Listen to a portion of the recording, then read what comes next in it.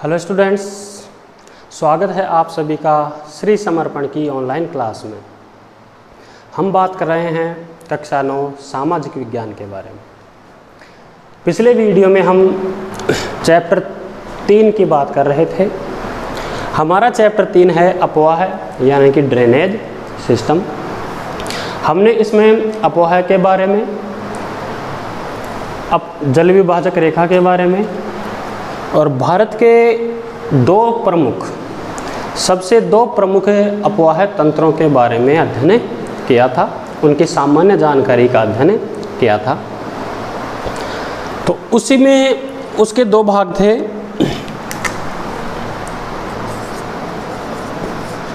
उसका पहला भाग था हिमालय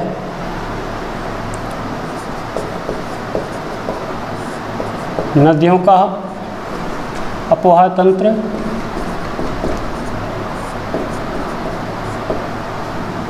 और दूसरा भाग था प्रायद्वीपीय नदियों का अपवाह तंत्र।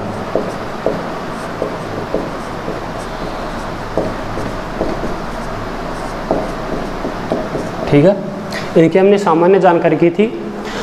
दोनों अपवाह तंत्रों की नदियों की विशेषताओं की जानकारी की थी। आज हम बात करेंगे हिमालय नदियों के अपवाह तंत्र में कौन कौन से नदी तंत्र शामिल किए जाते हैं, उनका हम विस्तृत अध्ययन आज इस वीडियो में करेंगे। ठीक है, तो सबसे पहले हम बात करें हिमालय नदियों का अपवाह तंत्र कि हिमालय से निकलने वाली प्रमुख नदियां कौन कौन सी हैं। तो बात करें यहाँ निकलने वाली जो सबसे प्रमुख नदियां हैं जो कि नदी तंत्रों का निर्माण करती हैं। सबसे पहला है सिंधु नदी तंत्र, दूसरा है गंगा नदी तंत्र और तीसरा है ब्रह्मपुत्र नदी तंत्र। ठीक है, यानी कि हिमालय से निकलने वाली ये सबसे प्रमुख 3 नदियां हैं, सिंधु नदी, गंगा नदी और ब्रह्मपुत्र नदी मुख्य नदियां हैं। तो इनकी सहायक नदियां जैसे सिंधु नदी और उसकी सहायक नदियां मिलाकर किसका निर्माण करती हैं? सिंधु नदी तंत्र का। गंगा नदी और उसकी जो सहायक नदियां हैं ये सभी नदियां मिलाकर किसका निर्माण करती हैं? गंगा नदी तंत्र का। और ब्रह्मपुत्र नदी और उसकी जो सभी सहायक नदियां हैं ये मिलाकर किसका निर्माण करती हैं? ब्रह्मपुत्र नदी तंत्र का निर्माण करती हैं। ठीक है, तो इन तीनों में हम सबसे पहले जो जानकारी प्राप्त करेंगे वो जानकारी प्राप्त करेंगे सिंधु नदी तंत्र की, यानी कि सिंधु नदी और उसकी सहायक नदियों के तंत्र की जानकारी हमें करेंगे। तो सबसे पहले मैं बात करूं सिंधु नदी की। तो सिंधु नदी कहाँ से निकलती है? सिंधु नदी निकलती है मानसरोवर झील। इसका उद्गम स्थान कौन सा है? मानसरोवर झील के निकट से, जो कि कहाँ है? तिब्बत में है। कहाँ है? तिब्बत में है। यानी कि इसे जो सिंधु नदी का उद्गम स्थान कौन सा है? मानसरोवर झील के निकट है और वो कहाँ स्थित है? तिब्बत में स्थित है। ठीक है, अब बात करें हम इसकी लंबाई की। देखो, सिंधु नदी की लंबाई जैसा कि आपकी एनसीईआरटी की कक्षा 9 की बुक में दे रखा है, इसकी लंबाई लगभग 2900 किलोमीटर। कितनी है? इस नदी की लंबाई लगभग 2900 किलोमीटर है, जो कि विश्व की सबसे लंबी नदियों में से एक है। ठीक है, अब आपको इसका जो कुछ जगह है, इसके जो आंकड़े हैं ये 3180 किलोमीटर भी दे रखे हैं। जैसे आप अगर नेट पर सर्च करेंगे तो आपको ये आंकड़े भी मिल सकते हैं 3180। लेकिन चूंकि हम पढ़ रहे हैं कक्षा 9 एनसीईआरटी, तो हम बुक के हिसाब से चलते हैं और बुक में आपको दे रखा है 2900 किलोमीटर। तो हमको क्या मानना है? 2900 किलोमीटर ही इसकी लंबाई माननी है। ठीक है, तो हम बात करें सिंधु नदी तंत्र की। तो यह सिंधु नदी का उद्गम स्थान कहाँ है? मानसरोवर झील के निकट है, तिब्बत और जो ये मानसरोवर झील कहाँ स्थित है, तिब्बत में स्थित है, यानी कि हिमालय के उत्तरी भाग में स्थित है। पिछले वीडियो में हमने पढ़ा था कि हिमालय से केवल 2 नदियाँ ऐसी हैं जो इसके दक्षिणी भाग से निकलती हैं, सॉरी कौन से भाग से निकलती हैं, उत्तरी भाग से निकलती हैं। एक है कौन सी, सिंधु नदी, और दूसरी कौन सी है, ब्रह्मपुत्र नदी। शेष सभी नदियाँ, छोटी बड़ी सभी नदियाँ कहाँ से निकलती हैं, हिमालय के दक्षिणी भाग से निकलती हैं। तो इसीलिए मानसरोवर झील के निकट, और मानसरोवर झील हिमालय के किस भाग में है, इसके उत्तरी भाग में है। तो यह सिंधु नदी कहाँ से निकलती है, मानसरोवर झील के निकट से निकलती है, जो कहाँ है, तिब्बत में है। अब वहाँ से निकलकर यह कहाँ बहती है, पश्चिम में बहती है। मानसरोवर झील से निकलकर कहाँ बहती है, पश्चिम में बहती है।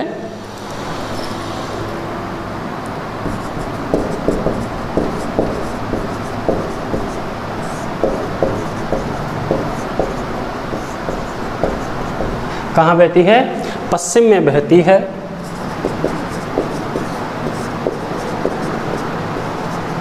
और उसके बाद में भारत में प्रवेश करती है। कहाँ का प्रवेश करती है, भारत में। और भारत के कौन से राज्य में, जम्मू कश्मीर राज्य में प्रवेश करती है।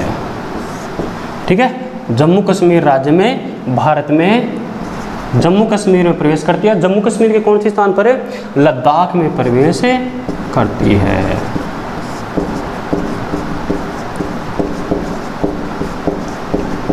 ठीक है, यानी कि मानसरोवर झील से निकलने के बाद किस दिशा में बहती है, पश्चिम दिशा में बहती है। और पश्चिम दिशा में बहने के बाद में भारत के लद्दाख में प्रवेश करती है। लद्दाख कहाँ है, जम्मू कश्मीर में।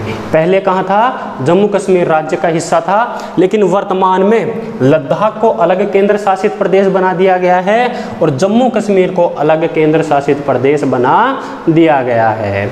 ठीक है, अब जब यह लद्दाख में प्रवेश करती है, लद्दाख में प्रवेश करने के बाद में भारत में इसमें कौन कौन सी नदियाँ मिलती हैं, इसकी जो सहायक नदियाँ हैं वो कौन कौन सी सहायक नदियाँ मिलती हैं।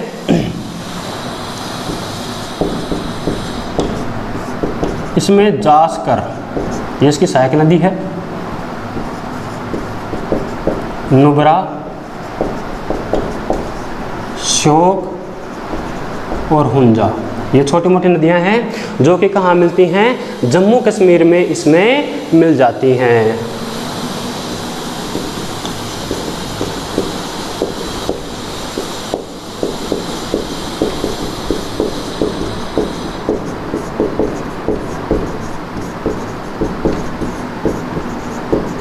ठीक है, यानी भारत में प्रवेश करने के बाद में इसमें जास्कर, नुब्रा, श्योक और हुंजा, ये इसकी सहायक नदियां हैं जो कि इसमें मिल जाती हैं।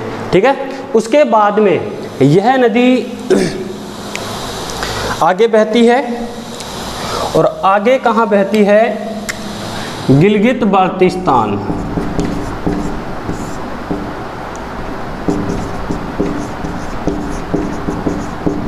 कहाँ बहती है, गिलगित बल्तिस्तान में बहकर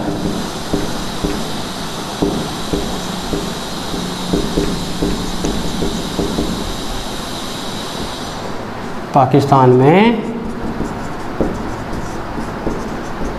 चली जाती है।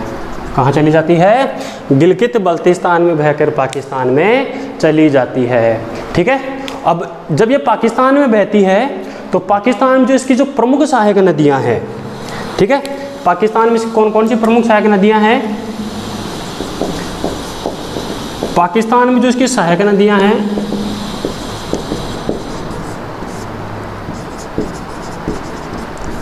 प्रमुख सहायक नदियां,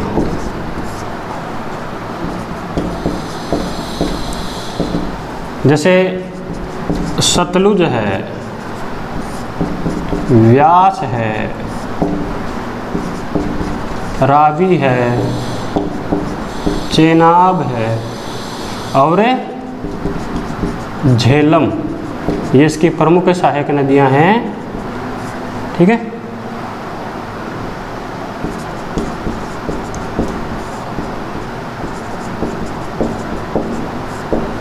ये जो प्रमुख सहायक नदियां हैं सतलुज, व्यास, रावी, चेनाब और झेलम, इसमें आपस में मिलकर ये नदियां आपस में मिलकर, यानी कि सिंधु नदी में मिलने से पहले ही ये नदियां आपस में मिल जाती हैं। और उसके बाद में पाकिस्तान में एक जगह का नाम है मिठानकोट। क्या नाम है? मिठानकोट। तो मिठानकोट के पास यह किस में मिल जाती हैं? सिंधु में मिल जाती हैं। कहाँ मिल जाती हैं? सिंधु में मिल जाती हैं। आई बात समझ में?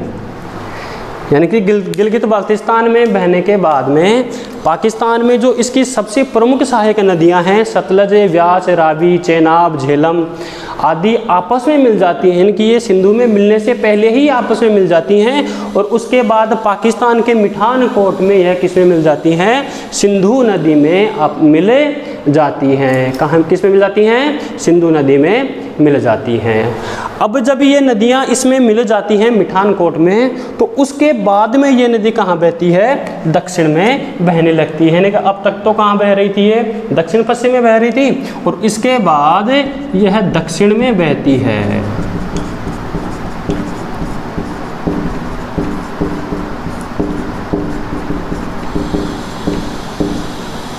इसके बाद कहाँ बहती है? दक्षिण में बहती है। ठीक है। और दक्षिण में बहने के बाद यह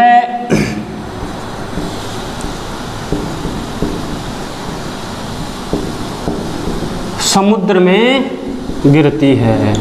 कहाँ गिरती है? समुद्र में गिरती है। और ये समुद्र कौन सा है? अरब सागर। कहाँ गिरती है? अरब सागर में गिरती है। अब ये अरब सागर में समुद्र में गिरती है, तो इसके डेल्टा के पास में एक पाकिस्तान का सबसे प्रमुख शहर है कराची। कौन सा शहर है? कराची है। और इस कराची के पूर्व में यह कहाँ गिरती है? कराची की पूर्वी दिशा में कहाँ गिरती है? अरब सागर में गिरती है। यानी कि हम कह सकते हैं कि कराची इसके समीप ही स्थित है। ठीक है। तो ये बात है किसकी? सिंधु नदी तंत्र की। किसकी बात है? सिंधु नदी तंत्र की। अब देखो, जब ये पाकिस्तान में सबसे पहले तिब्बत से निकलती है, उसके बाद में जम्मू कश्मीर में, लद्दाख में प्रवेश करती है, जम्मू कश्मीर में बहती है, और फिर पाकिस्तान में प्रवेश करती है। पाकिस्तान में प्रवेश करने के बाद में ये जो नदी बहती है पाकिस्तान में, तो सिंधु नदी और उसकी सहायक नदियां हैं सतलज, व्यास, रावी, चेनाब और झेलम। तो इन नदियों को आपस में जोड़कर, नहरों के द्वारा जोड़कर नहरों का जाल बिछा दिया गया है, जिससे वहाँ एक अत्यंत ही उपजाऊ मैदान का निर्माण हुआ है। अब देखो, उस मैदान की बात करें, पाकिस्तान जो मैदान स्थित है जिसमें से होकर सिंधु नदी बहती है, तो उस मैदान का ढाल बहुत ही धीमा है। किसका? इस मैदान का ढाल बहुत ही धीमा है।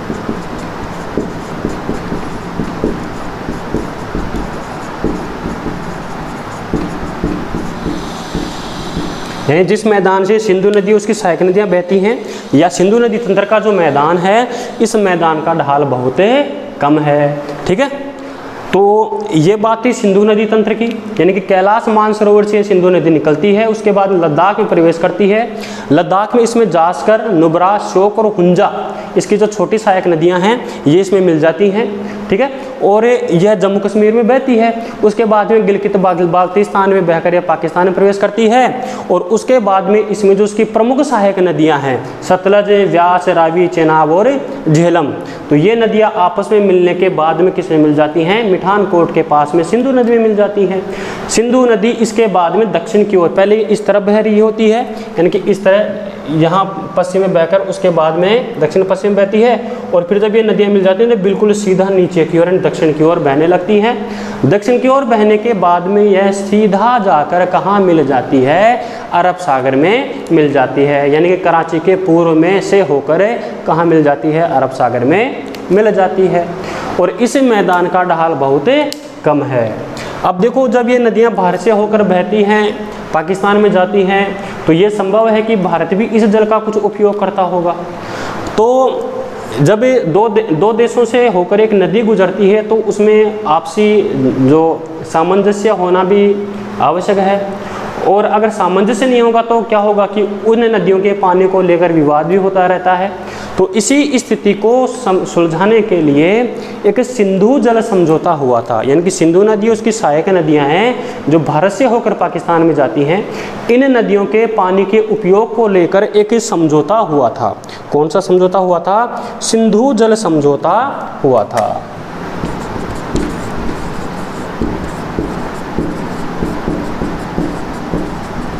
सिंधु जल समझौता हुआ था और ये समझौता हुआ था 1960 में।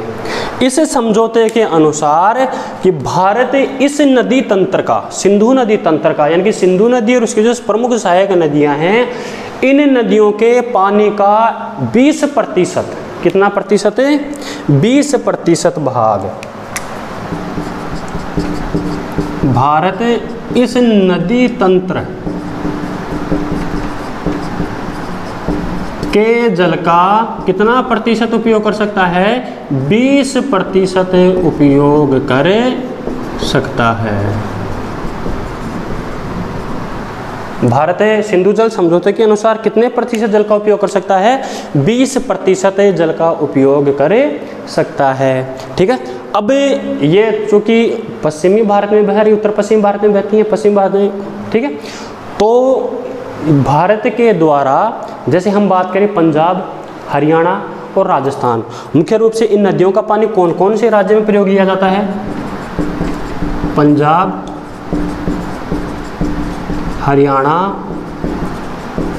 और राजस्थान। यानी भारत जो ये 20% जल का उपयोग करता है, ये 20% जल किन राज्यों में उपयोग लिया जाता है? पंजाब, हरियाणा और राजस्थान में उपयोग में लिया जाता है। ठीक है। इससे अनेक नहरें निकाली गई हैं, जगह जगह बांध बनाए गए हैं। तो नहरों से सिंचाई, पेयजल का काम होता है और बांधों से क्या होता है भाई? विद्युत उत्पादन किया जाता है, जल विद्युत का उत्पादन किया जाता है। तो इस प्रकार ये जानकारी थी किसके बारे में? सिंधु नदी तंत्र के बारे में। ठीक है, जो कि है गंगा नदी तंत्र। दूसरा प्रमुख नदी तंत्र कौन सा है? गंगा नदी तंत्र है। या फिर हम भारत के दृष्टिकोण से देखें तो भारत का सबसे महत्वपूर्ण, सबसे ज़्यादा महत्वपूर्ण नदी तंत्र कौन सा है? गंगा नदी तंत्र है। क्योंकि जो सिंधु नदी तंत्र का हम केवल 20% भाग ही, उस जल का 20% भाग ही उपयोग कर सकते हैं। ठीक है, इससे ज़्यादा उपयोग नहीं कर सकते हैं सिंधु जल समझौते के अनुसार। इसीलिए भारत का सबसे महत्वपूर्ण नदी तंत्र कौन सा है? सिंधु नदी तंत्र है। तो हमें कौन सा है? गंगा नदी तंत्र है। तो हम बात करें गंगा नदी तंत्र की। देखो, गंगा नदी कहाँ से निकलती है? हिमालय से निकलती है। लेकिन ऐसा नहीं है कि भाई एक ही जगह से निकलकर ये गंगा नदी बनी है।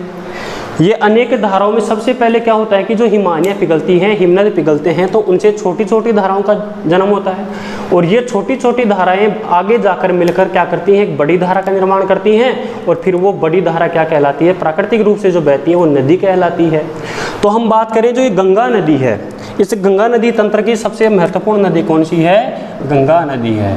कौन सी नदी है? गंगा नदी है। बात करें गंगा नदी की, तो गंगा नदी की सबसे जो उद्भव इसका ईमान है, तो ये 2 धाराओं से मिलकर होता है। कितनी धाराओं से मिलकर होता है? 2 धाराओं से मिलकर होता है। एक तो है भागीरथी, ठीक है, एक इसकी जो दूसरी धारा है अलकनंदा। कितनी धाराएं हैं? मुख्य धाराएं भागीरथी और अलकनंदा। ये जो देखो भागीरथी है, ये भागीरथी कहाँ से निकलती है? गंगोत्री हिमनद से निकलती है। कहाँ से निकलती है? गंगोत्री हिमनद या हिमानी जिसको कह सकते हैं। यानी कि हिमानी क्या होता है? जो काफ़ी मात्रा में बर्फ़ जमी होती है पहाड़ों की चोटी पर, तो वो हिमानी कहलाती है। तो गंगोत्री हिमानी से जो भागीरथी धारा निकलती है, ठीक है, ये दोनों धाराएं जब बहती हैं, अलकनंदा और भागीरथी, तो ये दोनों क्या करती हैं? देवप्रयाग में, कौन से स्थान पर है? देवप्रयाग में आपस में मिल जाती हैं। और देवप्रयाग है उत्तराखंड में। कौन से स्थान पर है? उत्तराखंड में, यानी कि देवप्रयाग में ये दोनों धाराएं आपस में मिल जाती हैं और फिर ये नदी क्या कहलाती है? गंगा नदी कहलाती है। और उसके बाद में जो नदी बहती है वो क्या कहलाती है? गंगा नदी कहलाती है। ठीक है, आई बात समझ में? यानी गंगा नदी सबसे पहले दो प्रमुख धाराओं के रूप में उद्भव होती है। एक धारा भागीरथी, दूसरी अलकनंदा है। भागीरथी गंगोत्री हिमानी से निकलती है और अलकनंदा ये धारा, ये दोनों धाराएं क्या करती हैं? देवप्रयाग के पास, देवप्रयाग कौन सी राज्य में स्थित है? उत्तराखंड में है। देवप्रयाग में आकर दोनों मिल जाती हैं, यानी कि अलकनंदा भागीरथी में मिल जाती है और दोनों गंगा नदी के नाम से आगे बहती हैं। ठीक है, तो ये यहाँ पर गंगा नदी का निर्माण हो गया। अब ये आगे बहती हुई फिर जाती है हरिद्वार। कहाँ जाती है? हरिद्वार। और हरिद्वार में यह मैदानी भाग में प्रवेश करती है।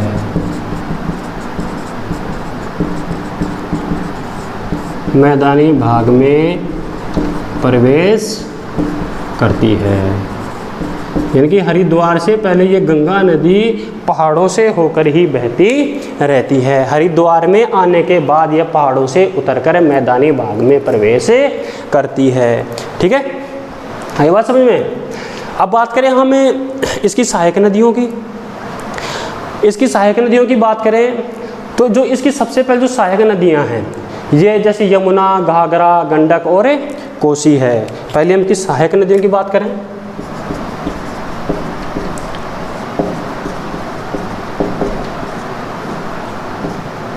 जैसे यमुना है, ठीक है, घाघरा नदी है, गंडक नदी है और कोसी नदी है। अब देखो इसकी सहायक नदियाँ तो और भी हैं, लेकिन हमें क्रम के अनुसार ये पढ़ते हैं। भाई सबसे पहले जिसमें मुख्य नदी, अगर गंगा की जो सबसे मुख्य सहायक नदी आपको पूछी जाए तो उसका जवाब क्या होगा? यमुना नदी होगा। यानी गंगा की सबसे प्रमुख सहायक नदी कौन सी है? यमुना नदी है, जो इसमें कहाँ मिलती है? इलाहाबाद में इसके दाहिने किनारे से मिलती है। ठीक है, तो यमुना नदी कहाँ से निकलती है? अब बात करें इसकी सहायक नदी यमुना, क्योंकि क्या है इसकी सबसे प्रमुख सहायक नदी है, इसलिए किसकी बात करें हम? यमुना नदी की बात करें तो यमुना नदी निकलती है यमुनोत्री हिमनद से। कहाँ से निकलती है? यमुनोत्री हिमनद से निकलती है। ठीक है, और जो ये शेष तीन नदियाँ हैं, ये शेष तीन नदियाँ नेपाल हिमालय से निकलती हैं। आपको हिमालय का वर्गीकरण बताया था, उसमें नेपाल हिमालय था। जब पश्चिम से पूर्व हम इसका क्या करते हैं? वर्गीकरण करते हैं, तो उसमें इसका एक भाग था नेपाल हिमालय। तो ये तीन नदियां कहाँ से निकलती हैं? नेपाल हिमालय से निकलती हैं। तो ये इस प्रकार इसकी जो प्रारंभिक सहायक नदियां हैं ये हैं। ठीक है, अब आपको पता है भाई हम यमुना नदी कहाँ से निकलती है? यमुनोत्री हिमनद से निकलती है। और शेष जो घाघरा, गंडक और कोसी नदियां हैं ये कहाँ से निकलती है? नेपाल हिमालय से निकलती हैं। ये नदियां किस में मिल जाती हैं? गंगा नदी में आकर मिले जाती हैं। ठीक है, अब अभी आपको बताया है भाई यमुना नदी गंगा में, ठीक है, यमुना नदी गंगा में इलाहाबाद के निकट कहाँ मिलती है? इलाहाबाद के निकट इसके दाहिने तट से मिलती है। दाहिने तट पर मिलती है। कौन से तट पर मिलती है? दाहिने तट पर मिलती है। आई बात समझ में? अब ये तो इसकी प्रारंभिक सहायक नदियाँ हो गई। अब इसके बाद की हमें भाई ये जो इसकी सहायक नदियाँ हिमालय से निकलती हैं, इनकी एक और विशेषता ये है कि ये जो सभी जो नदियाँ हैं ये कहाँ से निकलती हैं? हिमालय से। नेपाल हिमालय भी हिमालय का भाग है और यमुनोत्री हिमनद है ये भी कहाँ स्थित है? हिमालय में स्थित है। तो ये जो चारों सहायक नदियाँ हैं ये कहाँ से निकलती हैं? हिमालय से निकलती हैं। अब इसकी अन्य सहायक नदियों की बात करें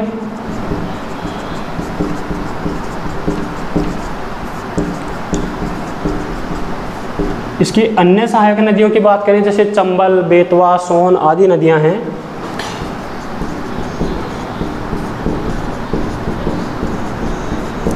चंबल, बेतवा और सोन नदी। तो ये तीनों नदी कहाँ से निकलती हैं? जैसे हमने भारत के भौतिक वर्गीकरण में पढ़ा था कि उत्तर का विशाल मैदान और प्रायद्वीपीय पठार। तो प्रायद्वीपीय पठार का जो उत्तरी भाग था मध्य उच्च भूमि, तो उस मध्य उच्च भूमि से ये तीनों नदियाँ निकलती हैं। कहाँ से निकलती हैं? मध्य उच्च भूमि से ये नदियाँ निकलती हैं, यानी कि मध्य भारत से ये नदियाँ निकलती हैं। ठीक है, ये तीनों नदियाँ कहाँ से निकलती हैं? मध्य की उच्च भूमि से निकलती हैं, या फिर हम कह सकते हैं कि मध्य भारत के क्षेत्रों से नदियाँ निकलती हैं, पठारी भागों से नदियाँ निकलती हैं। ठीक है, अब ये नदियाँ जब यमुना, घाघरा, गंडक, कोसी, चंबल, बेतवा, सोन, ये सभी नदियाँ इसे गंगा नदी में मिल जाती हैं। इन नदियों के मिलने के बाद में यह नदी सीधी कहाँ तक बहती है?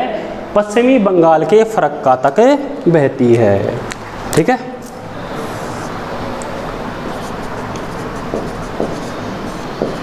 सहायक नदियों के मिलने के पश्चात यह नदी कौन सी? गंगा नदी पश्चिमी बंगाल, भारत का राज्य है पश्चिमी बंगाल, पश्चिमी बंगाल के फरक्का तक बहती है, सीधी बहती है। बहने को तो आगे भी जाती है, लेकिन यहाँ पर एक ही धारा के रूप में सीधी बहती है। ठीक है, अब इसके बाद में ये नदी क्या, ये गंगा नदी दो भागों में बढ़ जाती है। कितने भागों में बढ़ जाती है? दो भागों में बट जाती है। ठीक है, और इसके बाद यह दो भागों में बट जाती है।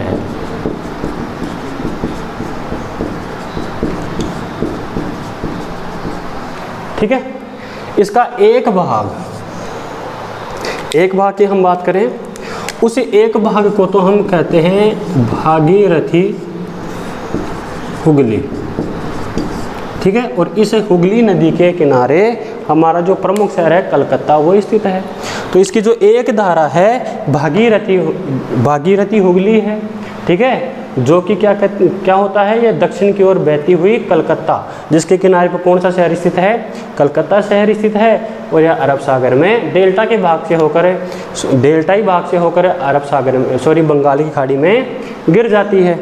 जो इसकी मुख्य धारा है, जो दूसरी इसकी मुख्य धारा है, ठीक है, इसकी मुख्य धारा आगे बहती है और ब्रह्मपुत्र में मिल जाती है। कौन सी नदी में मिलती है? आगे बहकर ब्रह्मपुत्र में मिल जाती है।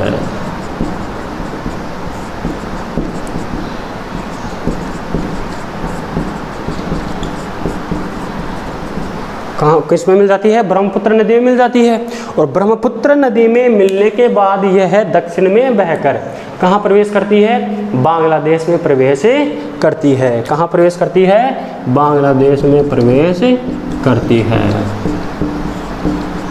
बांग्लादेश में प्रवेश करती है और वहाँ पर एक इसका अन्य नाम है मेघना। किस नाम से बहती है? मेघना के नाम से बहती है। किस नाम से बहती है? मेघना के नाम से बहती है।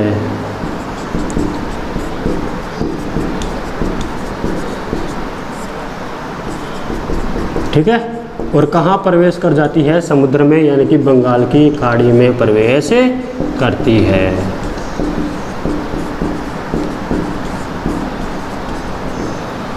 कहाँ प्रवेश करती है? बंगाल की खाड़ी में प्रवेश करती है। तो ये थी गंगा नदी की बात। एक बार हमें दोबारा देखें। गंगा नदी जो का उद्भव है दो धाराओं के रूप में होता है, जिसकी एक धारा भागीरथी है जो गंगोत्री हिमनद से निकलती है, दूसरी धारा अलकनंदा है।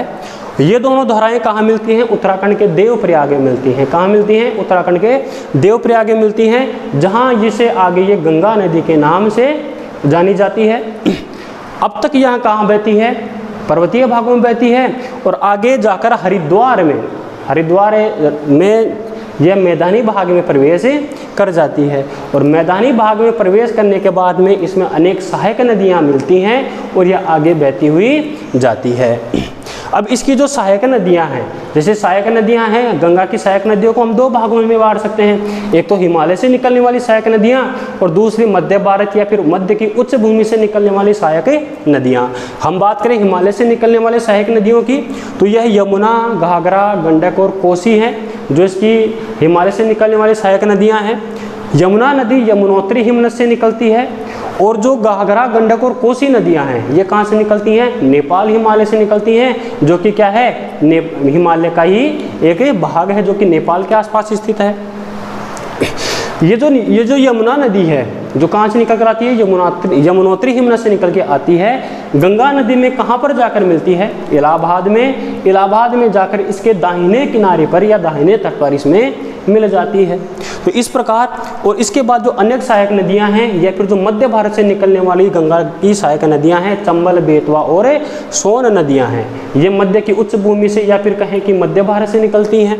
ये सभी नदियों के मिलने के बाद में गंगा नदी क्या करती है कि सीधी फरक्का तक एक धारा के रूप में बहती है और फरक्का जाने के बाद में यह दो धाराओं में विभक्त हो जाती है। इसकी जो एक धारा है यह भागीरथी हुगली कहलाती है और दूसरी है मुख्य धारा। भागीरथी हुगली है ये दक्षिण में घूम जाती है और कलकत्ता के पास से होकर या फिर ये कहें कि इसके तट पर क्या स्थित है, कलकत्ता शहर स्थित है और वहाँ से जाकर डेल्टा भाग से होकर बंगाल की खाड़ी में गिर जाती है। बात करें इसकी मुख्य धारा की, ये आगे बहकर कौन सी नदी में मिल जाती है? ब्रह्मपुत्र नदी में मिल जाती है और ब्रह्मपुत्र नदी में मिलने के बाद में यह बांग्लादेश में प्रवेश करती है और बांग्लादेश में किस नाम से बहती है? मेघना के नाम से जानी जाती है या मेघना के नाम से यहाँ बहती है। अब यह जो नदी है गंगा और ब्रह्मपुत्र नदी है भारत का प्रमुख अपवाह तंत्र का निर्माण करती हैं और इसमें विशाल जल राशि है या जल की काफ़ी मात्रा होती है। तो ये दोनों नदियाँ समुद्र में यानी कि बंगाल की खाड़ी में गिरने से पहले, जैसे कि नदियों का स्वभाव होता है समुद्र में गिरने से पहले छोटी छोटी सैकड़ों धाराओं के रूप में बट जाती हैं। तो इसी प्रकार ये नदियाँ भी क्या करती हैं? बंगाल की खाड़ी में गिरने से पहले छोटी छोटी सैकड़ों धाराओं के रूप में बढ़ जाती हैं और किसका निर्माण करती हैं? डेल्टा का निर्माण करती हैं। और इन नदियों के द्वारा जो डेल्टा है, ये जिस डेल्टा का निर्माण किया जाता है वो डेल्टा कौन सा है? सुंदरवन का डेल्टा है। कौन सा है? सुंदरवन डेल्टा है। ठीक है। अब बात करें कि इसका नाम सुंदरवन क्यों है? भाई सुंदरवन डेल्टा का नाम सुंदरवन इसलिए पड़ा है, पहली बात तो ये क्या है कि काफ़ी वनस्पति से भरा हुआ डेल्टा है। ठीक है। अब इसकी विशेषता यह है कि यहाँ पर सुंदरी नामक वृक्ष पाए जाते हैं। क्या पाए जाते हैं? सुंदरी नामक वृक्ष पाए जाते हैं। इनके वृक्षों के नाम है जो क्या है? सुंदरी नाम के वृक्ष हैं, ये पाए जाते हैं। इनकी अधिकता है, इसीलिए इस डेल्टा का नाम क्या है? सुंदरी वन है। ठीक है। बात करें इसकी आकार की, तो देखो यह है विश्व का सबसे बड़ा डेल्टा है। क्या है? सुंदरवन डेल्टा है, यह विश्व का सबसे बड़ा डेल्टा है। और यहाँ पर जो एशियाई बाघ हैं वो भी काफ़ी मात्रा में पाए जाते हैं। यह विश्व का सबसे बड़ा डेल्टा है, विश्व का सबसे बड़ा डेल्टा है। और यहाँ पर क्या पाए जाते हैं? एशियाई बाघ भी पाए जाते हैं। ठीक है। तो ये हमने बात की है किसकी? गंगा नदी तंत्र की। अब देखते हैं कि मैंने आपको पहले बताया था पिछले वीडियो में जब हम चर्चा कर रहे थे उत्तर के विशाल मैदान की, जब ये नदियाँ मैदानी भाग से बहती हैं तो चूँकि पहले पहाड़ों से उतर कर आती हैं और पहाड़ों में बहने वाला पानी क्या होता है? तेज़ गति से बहता है। उसके बाद में ये जब नदियाँ मैदानी भाग में बहती हैं तो भारत का जो उत्तरी भारत का जो मैदानी भाग है उसका ढाल बहुत ही धीमा है। अगर हम देखें तो अंबाला से लेकर, कहाँ से?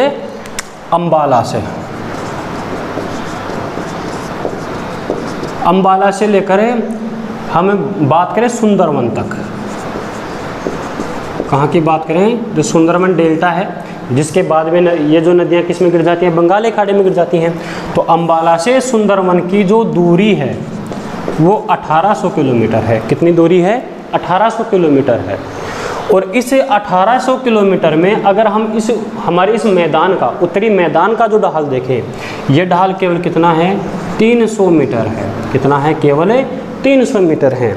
अगर हम देखें तो प्रति 6 किलोमीटर पर ढाल केवल कितना है, ढाल केवल 1 मीटर है।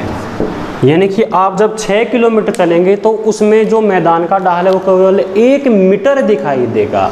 यानी कि इसी कारण क्या है कि ये नदियाँ धीरे धीरे में बहती हैं, यानी कि विसर्प आकृति में बहती हैं। ये सांप की तरह विसर्प आकार में ये नदियाँ बहती हैं। ठीक है, आई बात समझ में? तो ये बात थी, हम हिमालय नदियों के अपवाह तंत्र की बात कर रहे हैं। हमने सबसे पहले पढ़ा सिंधु नदी तंत्र, उसके बाद में पढ़ा गंगा नदी तंत्र, और इसका जो तीसरा भाग है ब्रह्मपुत्र नदी तंत्र, ये ब्रह्मपुत्र नदी तंत्र हम पढ़ेंगे अगले वीडियो में। ठीक है, तो मुझे आशा है कि ये सब आपको समझ में आया होगा। ठीक है, तो आप इसको थोड़ा ध्यान से पढ़ें। बाकी जो इसका तीसरा भाग है ब्रह्मपुत्र नदी तंत्र, वो हम अगले वीडियो में पढ़ेंगे। धन्यवाद।